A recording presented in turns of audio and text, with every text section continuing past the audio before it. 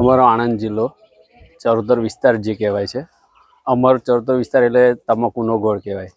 અમારે અહીંયા 4 જાતની તમાકુની પ્રકાર હોય છે: લાલ, કલકત્તી કારું, દેશી કારું અને લાલ ચોપડિયું, એમ 4 જાતની. હવે અત્યારે એવું સ્ટેજ આવી ગયું છે કે સરકારના નવા નવા નિયમો, નવા નવા ટેક્સીસ જે વધાર્યા છે. હવે અહીંયા તો અમારો ગઢ કહેવાય તમાકુનો.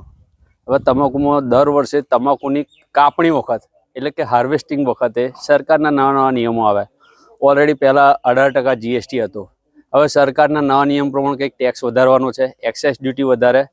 હવે ઓલરેડી ખેડૂતો તો અત્યારે નિરસ છે જ કે અત્યારે કોઈ દલાલ કે વેપારી તમાકુનું કાપણીનો ટાઈમ આવે છે એટલે કોઈ લેવા તૈયાર નહીં.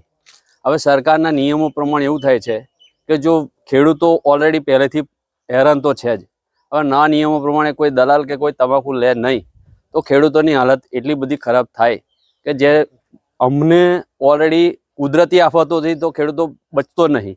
કદાચ એમાં રહ્યું તો સરકારના નિયમોમાં આ બધા પ્રોબ્લેમ થાય છે. હવે સરકાર કંઈક એવો નિયમ લાવે કે જેથી ખેડૂતોને થોડી રાહત મળે અને એમાં કંઈક ટેક્સમાં કે જે તે હોય એમાં કંઈક ફેરફાર કરે અથવા તો એવું કંઈક લાવે કે ખેડૂતોને સહાયરૂપ થાય.